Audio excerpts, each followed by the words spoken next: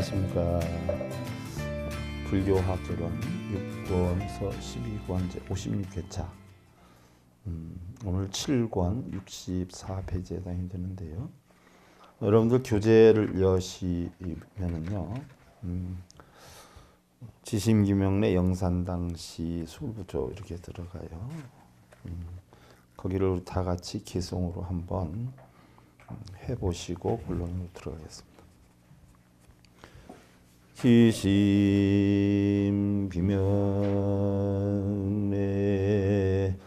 영산당시 수불보촉 10대 제자 16성 500성 독수성 내지 1200 제대아라한 무량 자비성주. 자, 우리가 칠정례 가운데서 칠정례다라고 하는 것은요, 일곱 번 우리가 정례 예를 갖춘다는 이야기예요. 그래서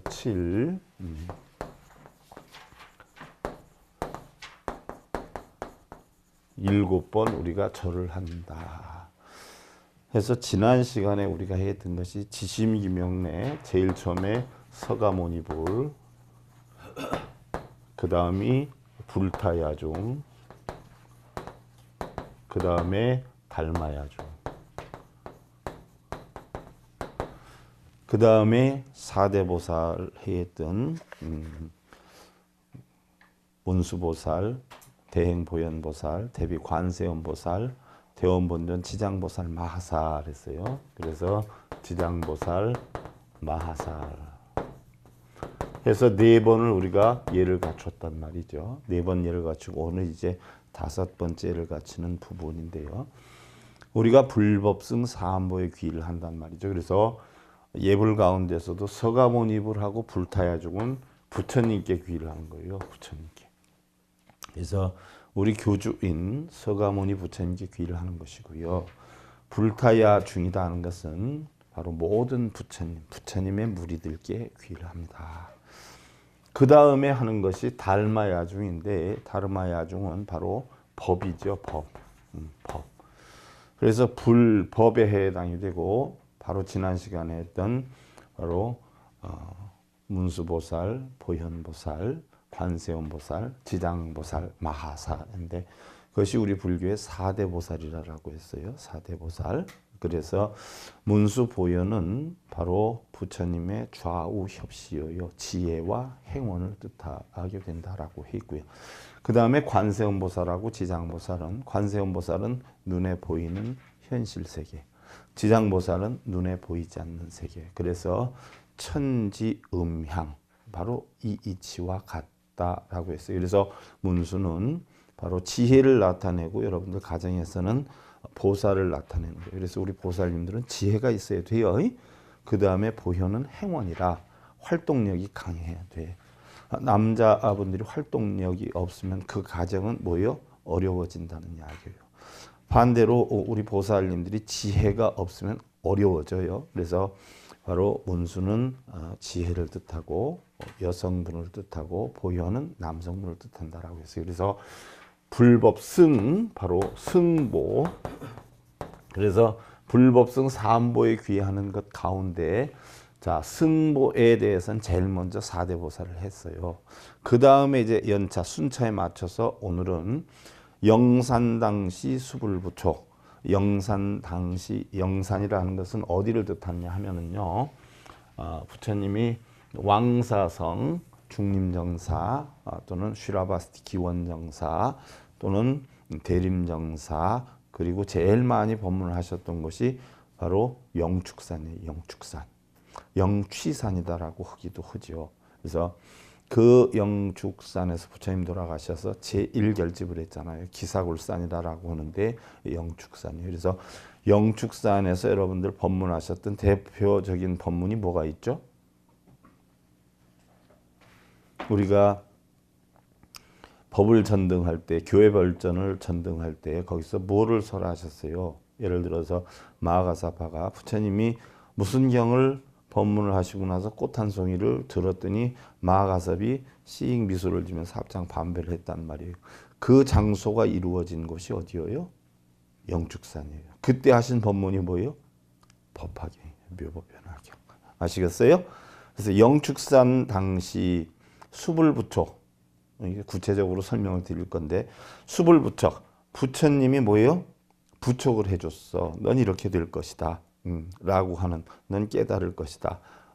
너희들은 아라한이 될 것이다. 이 부촉하는 것이죠. 그래서 부촉하신 10대 제자. 자, 예수님의 제자는 몇 제자예요? 12제자예요. 근데 예수님 제자는 누가 정하였죠? 예수님이 직접 정하셨어요. 그럼 부처님은 10대 제자다라고 하는데 이 10대 제자를 누가 정했죠? 부처님이 정했을까요? 네, 부처님 돌아가시고 나서 불자들이 부처님의 가장 훌륭한 가르침을 따르는 10제자를 선정을 해서 10대 제자가 만들어졌어요. 어떻게 됐든 부처님 제셋이 있던 10대 제자. 그 다음이 거기서 좀 더 보태서 뭐예요? 16제자, 16서인이에요. 그 다음에 좀 보태서 뭐예요? 500나한, 이게 500성이에요. 그 다음에 이제 스스로 깨우친 자를 독수성이라고 그래요. 독수성. 자, 부처님도 처음엔 뭐였어요? 독각이었어요. 독각, 스스로 깨친 분이 있어요. 그걸 연각이라고 그래요. 인연 따라 깨친. 부처님도 부처가 되기 전엔 원래 독각이었어요. 독수성 내지 그리고 나서 뭐요? 주 1200 제대 아라한 1200의 모든 깨달은 분들, 한량없는 자비로운 성현들께 귀합니다. 이런 이야기예요. 그러면 영산당시다라고 해 있는데 영산이다라고 하는 것은 달리 뭐라 그래요? 영취산이라고 해요. 중인도 마갈다국, 마가다국 왕사성 부근에 있는 산에, 이 산에는 신선들이 살았다라고 해요. 신선들이. 그래서 그 전에 수행자들이 많이 들어가서 살았어요. 그리고 그 영취산이 굉장히 영험한 곳이다라고 기록에 남아 있어요. 바위가 엄청 많은데 그 바위 가운데에 꼭 독수리 모습을 하고 있는 바위가 있다. 그리고 실질적으로 그 바위에는 누가 많이 살았냐면 독수리들이 엄청 많이 살았다라고 해요. 그래서 독수리 머리와 같다라고 해서 취두, 취봉, 취대라고도 했어요. 이곳에서 주로 부처님이 법화경을 많이 하셨는데 부처님께서 약 한 10여 년 동안 법을 설했다. 그래서 교화가 최고로 빛을 발했던 시대다. 그리고 부처님 일생 중에 가장 전성기였다. 이렇게 표현해요. 그래서 영축산 당시 수불부촉, 부촉이다라고 하기도 하고 우리가 촉로라라고 하기도 하는데요. 부촉이다라고 하는 것은 뭐예요? 위임했다는 얘기예요. 위임했다. 부탁해서 위촉했다. 이 얘기거든요. 그래서 촉로다. 맡기고 부탁한다. 그래서 부다는 것은 뭘 주는 거예요. 예를 들어서 여러분들 수계 받을 때 수계증 받죠? 부라고 해요. 부. 앞으로는 무슨 수계, 뭐 포교사다, 전교사다. 이게 부촉이에요. 부촉. 수불부촉은 부처님께서 교법을 잘 전해줄 것을 부탁하는 것이에요. 그래서 부처님의 법을 전하는 방법, 수행하는 방법에 대해서 부처님의 직접 부탁을 받은 제자들 이렇게 표현합니다. 10대 제자, 부촉받은 10대 제자. 자, 그럼 10대 제자는 여러분들 대충은 다 알고 계실 거예요. 어떤 제자들이 있었을까요? 제일 상수 제자가 누구였어요? 상수 제자. 상수라는 것은 가장 우두머리 제자라고 하잖아요. 두타제일이라고 해요. 두타는 뭐예요? 캡틴이다 이렇게 볼 수가 있어요. 팀장이다 이렇게 볼 수가 있어요. 그래서 두타제일이 가사파예요. 가사파. 부처님께 귀한 가사파가 여럿 있잖아요. 가사파가 여럿 있어요. 자, 누구 가사파가 있었을까요? 여러분들 부처님의 생애와 교훈에 나오지 않아. 가사파들이 가사파 삼형제가 어떻게 돼요? 부처님께 귀를 했었잖아. 그 가사파들이 뭐예요? 빈비사라 왕이 가장 존경했던 있던 브라만들이에요. 그래서 가사파 삼형제가 누구 있어요? 우르베라 가사파, 나디 가사파, 가야 가사파. 우르베라 가사파가 제일 맏형이죠. 그래서 신도들 500을 데리고 있었어요. 이 사람들은 뭐를 섬겼냐면 불신을 섬겼어요. 불신. 그래서 아그니라라고 하잖아요. 아그니 신을 섬겼어요. 그래서 불 켜는 게 지금 우리 불교에서 불 켜는 게 불교가 아니에요. 바라문들이 했던 거란 말이에요. 불신을 섬겼던 바라문들이. 이 불신을 섬겼던 바라문들 가사파 제일 맏형이 우르베라 가사파. 둘째가 네란자라 강변에 살았기 때문에 나디 가사파. 셋째가 가야 마을에 있었어요. 그래서 가야 가사파. 가사파 삼형제 1000명을 갖다가 부처님이 뭐예요? 귀의를 시키죠. 빈비사라 왕을 포교하기 위해서 빈비사라 왕한테 가면서 빈비사라 왕이 가장 신봉했던 가사파 삼형제를 부처님이 뭐예요? 교화를 해가지고 자기 밑으로 잡아놓고 가면 빈비사라 왕이 자기 말을 들을 것이다 라고 해서 1순위로 포교를 한 게 누구예요? 5비고 말고 가사파 삼형제를 목표로 삼았는데 일단 뭐 5비고 포교하고 거기서 야사 가족들 55명을 교화시켰잖아요. 그리고서는 빈비사라 왕한테 가면서 바로 가사파 삼형제를 교화를 시켜요. 이 가사파 삼형제가 불신을 섬겼고 또 누구를 섬겼어요? 뱀신을 섬겼잖아요. 뱀신. 뱀신을 섬겨가지고 가사파 삼형제를 부처님이 휘어잡고 쭉 1000명을 그지 않아요? 1000명. 가사파 삼형제 제자들이 맏형이 500명, 둘째가 300명, 셋째 막내가 200명에서 1000명을 쭉 하고 야사 쪽에 한 55명, 그 다음에 5비고 60명, 그래서 1060명을 뒤에 쭉 달고선 이렇게 빈비사라 왕한테 갔던 거예요. 그래서 거기에서 있으면서 또 누가 추가가 되죠? 무라만의 산자야 밑에서 수행을 하던 사리부라고 목련존자. 목련존자가 어머니를 뭐요? 극락생시키려고 그렇게 가진 애를 다 썼어요. 그래서 무속인 집에 가서 굿도하고 산에서 도 닦은 도인한테 가서 요즘으로 말하는 뭐 천도제도 별일을 다 했는데도 극락생을 못 시켰잖아요. 목련경 우란분경에 나오잖아요. 그래가지고 어머니를 어떻게 해서도 교화를 시켜야 되겠다 해가지고 어디 가서 물어봤냐면 브라만의 명망 있는 산자야한테 물어보니까 내가 극락생 시켜줄 수 있으니까 네 재산 반을 나한테 시주를 하고 들어와라 해가지고 목련존자가 자기 재산의 반을 산자야한테 시주를 하고 들어왔어요. 그래서 산자야 밑에서 공부를 했는데 목련존자하고 사리불존자는 불알 친구예요. 어려서부터 친구예요. 거의 연마을에 있었어요. 어려서부터 친해요. 그래서 수행도 같이 했어요. 그러다 보니까 산자야 밑으로 같이 들어왔죠. 그래서 산자야 밑에서 공부를 하는데 가르쳐주는 게 별로 없었어요. 맨날 기도만 시키고 그래서 이건 내가 깨달을 수 없다. 기도만 맨날 시키고 그럼 내가 언제 깨닫는가 하고 번민을 하던 찰나에 누구예요? 부처님 제자 중에 하나가 왕사성에서 탁발을 하는 걸 보는데 그 위험력이 대단해. 사리불존자가 왕사성 나갔다. 그걸 보고서는 반해버리죠. 누구 제자고 어떻게 교육을 받았는데 이렇게 품위가 있고 인격이 대단하십니까? 그랬더니 나의 스승은 부처라고 하는 사람인데 왜 그러십니까? 그랬더니 그분은 뭘 가르칩니까? 라고 했을 때 처음으로 얘기한 게 이것으로 인해서 이것이 형성되고 저것으로 인해서 저것이 멸합니다. 이것이 일어나면 저것이 일어나고 저것이 멸하면 이것이 멸합니다는 연기론을 설하니까 사리불이 거기에 반해가지고 나도 배울 수가 있습니까? 라고 했더니 얼마든지 배울 수가 있을 겁니다. 그럼 부처님이 지금 왕사성에 중림정사에 계시니까 기회 있으면 오십시오 했더니 사리불이 돌아가서 목련존자한테 얘기해가지고 목련존자가 그러면 나도 거기 가서 배워야 되겠다 하고서는 둘이 올라가 그랬는데 그 이야기를 듣고 산자야 제자들이 200명이 전부 뭐예요? 다 따라왔어요. 무슨 일인 줄 알겠어요? 그래서 산자야는 결국에 육사외도 중에 하나인데 나중에 어떻게 했어요? 제자들이 다 같이 떠나가 버리니까 자살을 했어.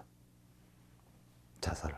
그래서 거기에서 200명, 정확하게는 200에서 250명이라고 그래요. 그러면 부처님 제자가 봐요. 대략 가사파 삼형제 1000명, 야시아 가족들 55명, 다섯 비구 1060명이죠. 200명 왔어. 그럼 1260명. 그래서 부처님 제자가 몇 명이에요? 1200제대 아라한. 그 중에는 아파서 누워있는 사람이 있고 밥 준비하는 사람이 있고 뭐 있겠죠? 그래서 대략 1200명. 그렇게 해서 부처님 제자가 1200제대 아라한이다. 아셔야 돼. 그 중에 그 제자 중에 가장 지금 우두머리가 가사파존자. 가사파존자가 선의 교회벌전, 직진심, 견성성불, 선의 시조다. 소욕지족. 우리 불교의 첫 번째 편안함을 얻으려면 첫 번째 항목이 뭐예요? 소욕지족. 욕심이 적어야 만족할 수 있다는 이야기죠. 그래서 소욕지족의 두타행을 실천한 사람이 마하가사파예요. 가사파가 여럿 있는데 원래 마하가 아니라 그냥 가사파였어요. 가사파였는데 가사파가 여럿이다 보니까 가장 우두머리 가사파다 네가. 뭐 예를 들어서 철수가 둘이야. 그러면 큰 철수, 작은 철수 이러지 않아요? 그와 같아. 가사파가 여럿 있으니까 네가 제일 첫째 가사파다 해서 마가사파. 그리고 부처님이 열반하신 다음에 우리 불교 교단을 제일 먼저 인수받은, 그러니까 부처님의 법을 대통한, 법통을 이은 상수제자가 마가사파다. 그럼 두 번째는 누가 법통을 이었어요? 마가사파 말고 안한존자가 이었단 말이에요. 자, 선종에서는 불의 법통을 이은 제1조로 여긴다. 그 다음에 사리불존자. 조금 아까 얘기를 했어요. 사리불존자. 이게 쭉 나오니까 제가 설명 미리 쫙 드려버린 기야. 지혜제일이라고 했어요. 부처님의 제일 큰 제자다. 반야심경과 법화경의 주인공이에요. 그죠? 어떻게 해야 깨달음을 얻습니까? 라고 했을 때 관세음보살님이 깨달음을 얻을 때 어떻게 했다라고 그랬어? 관자재 보살 행심 반야 바라밀다 시 조견 온 개공도 일체 고액 사리자야. 그래서 사리자가 누구예요? 사리불이야. 어떻게 해야 깨달음을 얻습니까? 라고 하니까 관세음보살님이 여기에서 주인공이 되는 게요. 관세음보살님이 깨달음을 얻을 때, 관세음이 깨달음을 얻을 때 어떻게 얻었어? 행심 반야바라밀다시 큰 지혜로 저 언덕에 올라갈 때에 때에 조견 환하게 보았어요. 뭐를 환하게 봤어? 색수상 행식의 오온이 다 공하다. 물질이나 형상 있는 거, 우리의 감수작용, 상상작용, 행동작용, 의식작용 등의 이런 오온이 다 공한 이치를 알고 나니까 내 것이 하나도 없어요. 그렇지 않아요? 나도 없어. 그러다 보니까 일체 고통과 액난을 다 건너게 됐다라고 하는 관세음보살.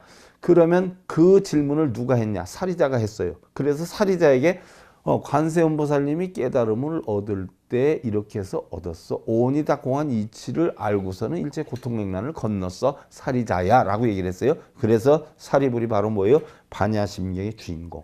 또 법화경의 주인공이에요.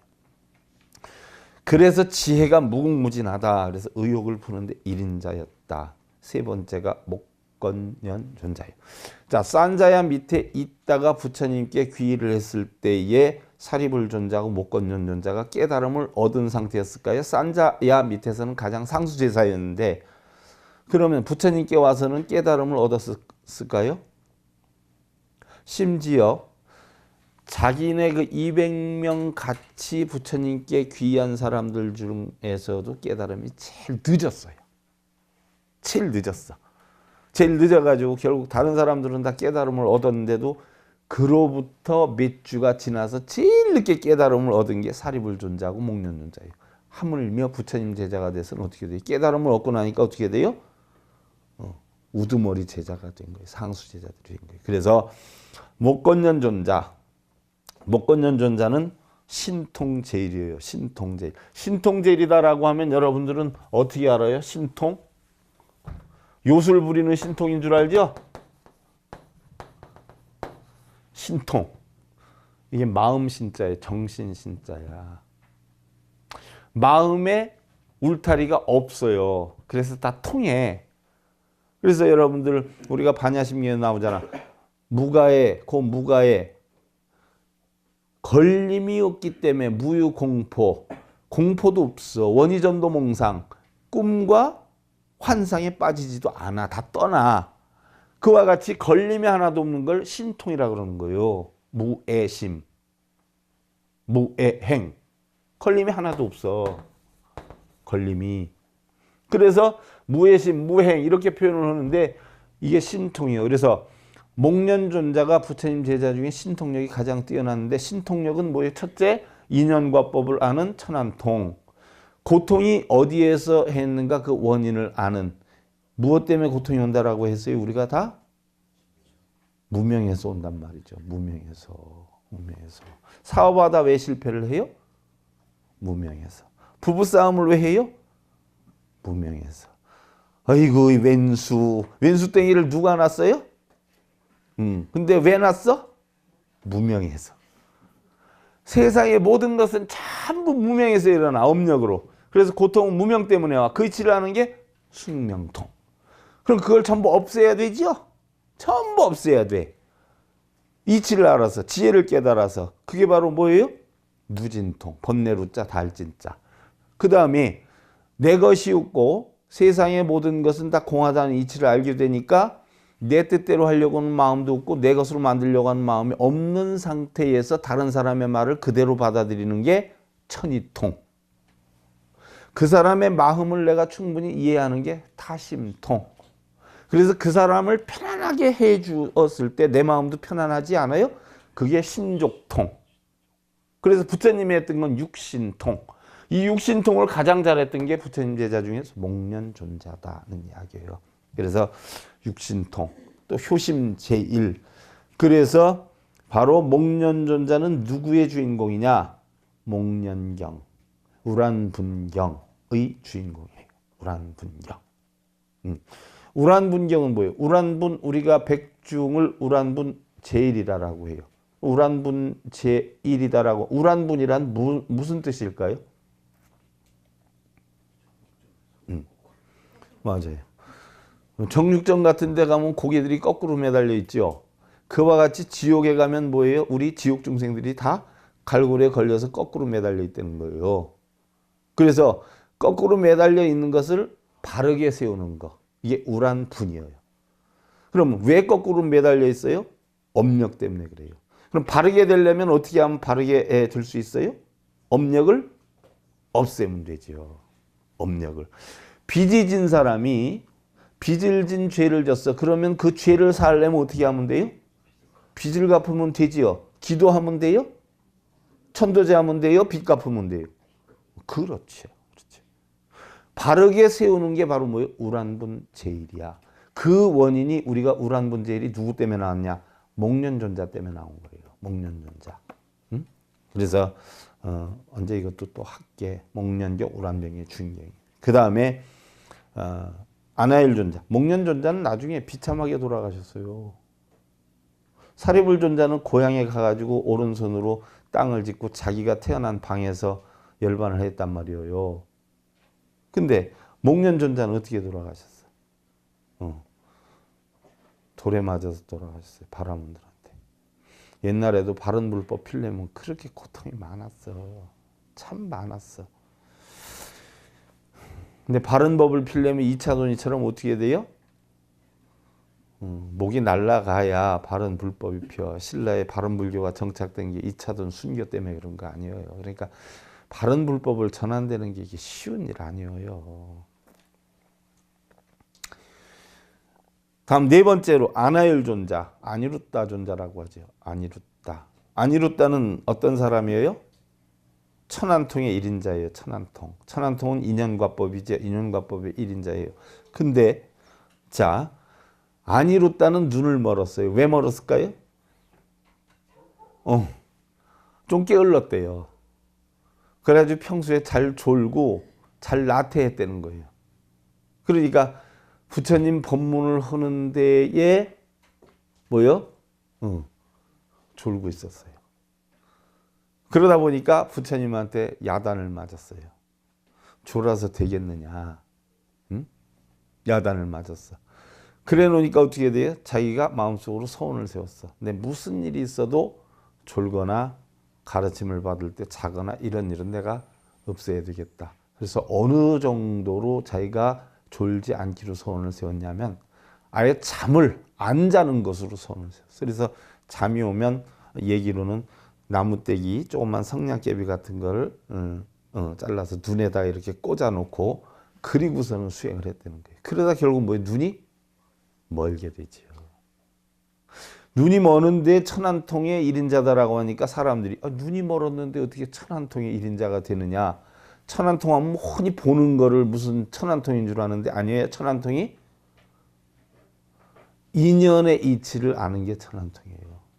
인연의 이치. 콩 심은 데 콩 나고 팥 심은 데 팥 나고 많이 심으면 많이 나고 적게 심으면 적게 난다는 이치를 확고부동하게 아는 게 천안통이에요. 내가 성공하려면 성공할 만한 원인을 만들고 실패하려면 실패할 만한 원인을 만들었어. 내가 어떤 원인을 만들어서 어떤 결과를 받을 수 있다는 게 천안통이거든요. 뭐 눈 한자 썼다고 해서 보이는 거 실제 눈으로 보는 걸 얘기하는 게 아니라 마음의 눈으로 아는 걸 이야기를 하는 거지요. 옛날에 금호 스님 상자 가운데서도 한 분 명상하는데 졸았단 말이죠. 원래 참선하면 많이 졸아. 여러분들이 몰라서 그렇지. 눈 뜨고 잘 자. 저도 음식 먹다가 졸리우면 젓가락 하나 상에다 놓고 자. 몇 초. 그럼 얼마나 깨어난 줄 알아요? 얼마나 깨어난데. 차 운전하다가 빨간 신호도 나오고 몇 초, 한 2, 30초 자. 얼마나 깨어난데 그게. 그러니까 가부좌 많이 틀다 보면 도통하는 게 있어. 그 상태에서 자는 거, 눈 뜨고 자는 거, 눈 지그시하고 자는 거, 도통한단 말이에요. 어떻게든 아니루트 존자 그랬듯이 금오스님 상자도 선수행을 하다 잤어요. 그러니까 금오스님이 화가 난 거예요. 금오스님은 사실 공부는 뒷전이거든요. 전부 뭐예요? 선을 위주로 많이 시켰던 분이세요. 그래서 졸으니까 데리고 나가, 따라오라고. 그래서 끌고 나가가지고 나무를 자르라고 그래. 도끼도 안 주고 나무를 자르라고 하니까 스님 그래도 도끼나 톱은 있어야 되지 않겠는가요? 그랬더니 스님이 난리를 쳐. 왜 난리를 쳐요? 도끼나 톱 없이 네 손으로 자르라는 얘기예요. 손으로. 깨달음을 얻으려고 참선을 하는 놈이 졸고 앉았으면 어떻게 돼요? 도끼나 톱 없이 나무를 자르려고 하는 거하고 똑같지 않느냐 해가지고 홍구멍을 냈던 일이 있어요. 어떤 스님은 또 어떻게 돼요? 술을 한잔 했어. 술을 한 잔. 그러니까 술을 한잔 하니까 바루를 가져와라. 가져왔어. 그러니까 여기다 소변을 봐라. 봤어. 갖다 버려라. 버렸어. 너 여기다 밥 담아 먹어라. 스님 소변 본 데다 어떻게 밥 담아 먹냐. 수행자가 어떻게 술을 먹냐. 저 술 한 번뿐이 안 먹었는데요. 그러니까 나도 소변 한 번 보게 했다. 무슨 얘기인 줄 알겠어요? 결국 우리 수행은요. 세상을 바꾸는 게 아니라 바로 누구와의 싸움이에요? 자기와의 싸움에서 이기는 게 수행이에요. 다른 거 하나도 없어요. 자기와의 싸움에서 이기는 거예요. 자기와의 싸움에서 지면 세상 뭐예요? 자기와 싸워서 이기는 사람은 세상 뭐예요? 이길 수가 있단 말이에요.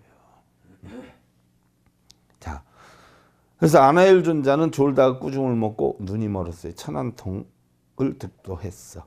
그 다음에 수보리 존자 해공제일이에요. 해공제일은 뭐예요? 공에 대해서 깨달음이 제1인자예요. 공에 대해서 깨달음이 제1인자니까 어디의 주인공이에요? 금강경의 주인공이에요. 그러니까 금강경의 핵심이 뭐예요?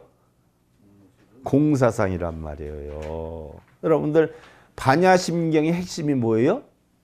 공사상이란 말이에요. 금강경이라고 하는 게 부처님이 설하신 것이 반야경을 627품을 설했어요. 627품을 설한 가운데 477번째 품이 금강 반야 바라밀다 심경이에요. 그러니까 금강경은 반야경 중에 627품 가운데 한 품에 지나지 않아. 근데 뭐 반야 사상하면 금강경이 전부인 줄 알고만 우리나라 사람들은 금강경뿐이 몰라. 참 답답해. 숲에 가서 나무 하나만 쳐다보면 숲을 볼 수 있어요, 없어요? 못 봐.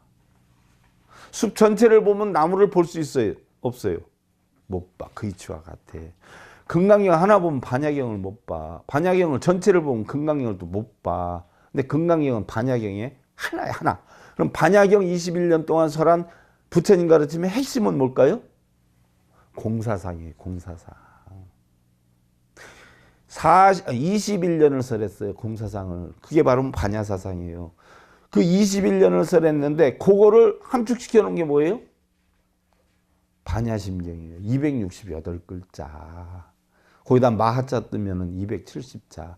그럼 부처님 21년 동안 설한 반야사상의 핵심 내 9글자에 있다라고 했잖아요. 오온계공도 일체고에. 그게 다야. 그 이치만 알면 금강경은 뭐예요? 그냥 땡이야. 끝나버리는 거예요. 공, 오온, 계공, 도 일체고에 가면 금강경도 끝이야. 근데 뭐 맨날 금강경 붙잡고 쓰고 읽고 그렇게 씨름을 하고 꿈속에서도 그거 가지고 씨름을 해. 꿈속에서도. 참 대단들 하셔. 그다음에 여섯 번째 불운하존자야. 불운하존자는 설법 제일이래요. 설법. 옳고 그름을 분별하는 데 최고야. 불운하존자도 결국은 어떻게 돼요? 나중에 맞아 죽어요. 맞아 죽어. 불운하존자도.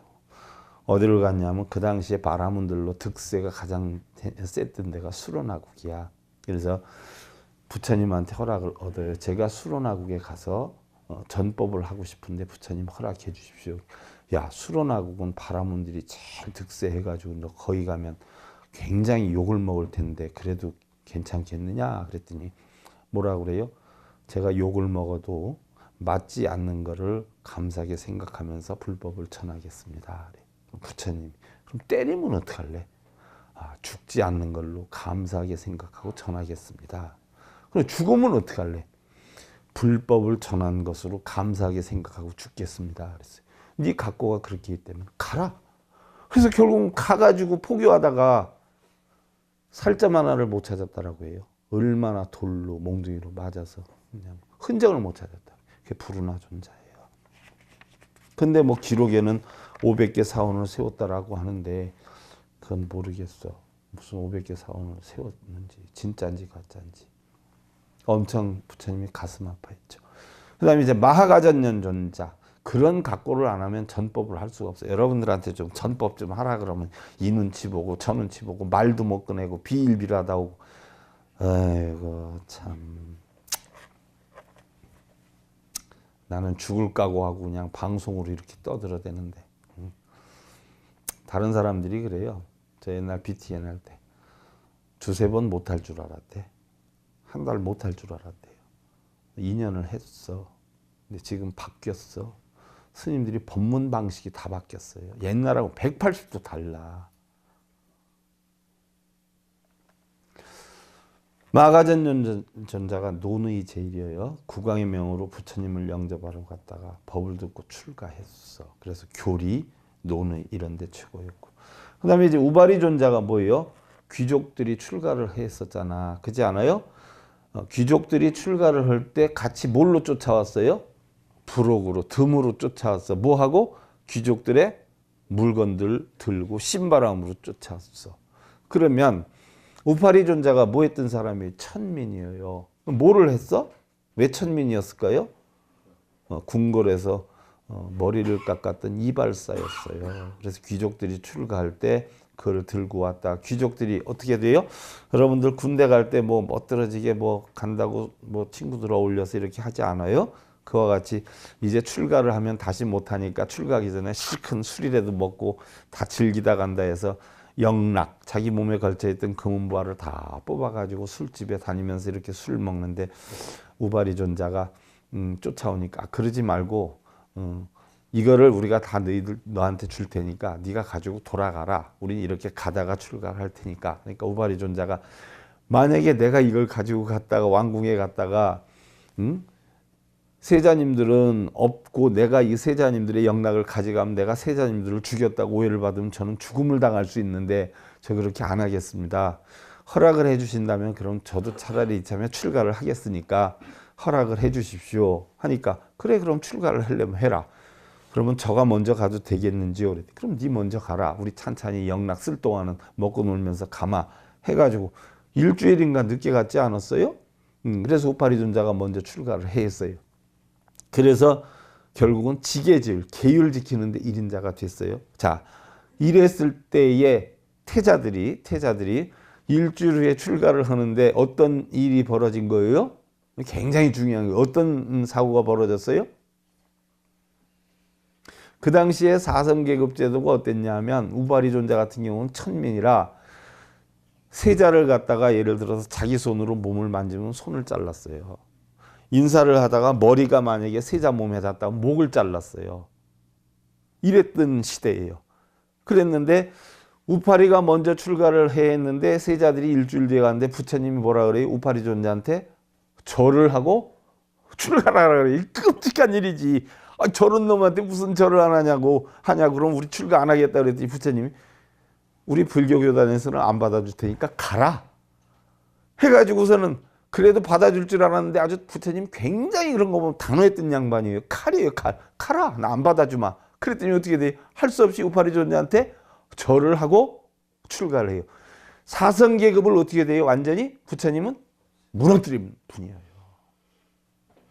그래서 훌륭한 거예요. 그래서 우리나라에서 원효 스님이 왜 훌륭해요? 진골 성골만 출가했던 시대에 어떻게 돼요? 땅꾼들이니 뭐니 이런 거지들 다 포교를 하고 했던 거 아니에요. 그래서 훌륭한 거예요. 그래서 율장의 율장, 율사 1조예요. 그 다음에 라우라존자, 라우라는 부처님의 아드님이죠. 그래서 비밀스럽게 좋은 일을 많이 하고 다녔다는 거예요. 남몰래. 그래서 밀행제일이야. 그 다음에 이제 부처님하고 약속을 했죠.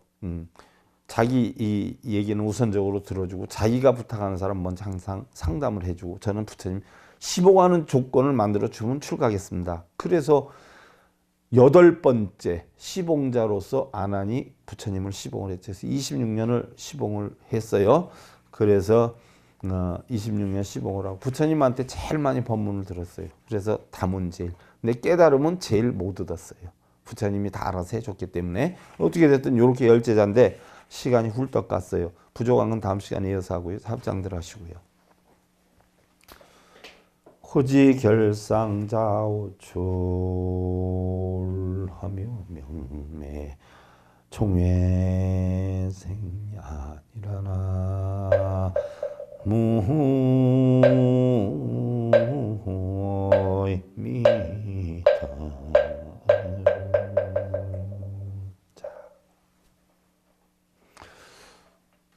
더러움이라고 하는 건 어떻게 해서 알아요? 우리가 깨끗함이 있을 때 알아.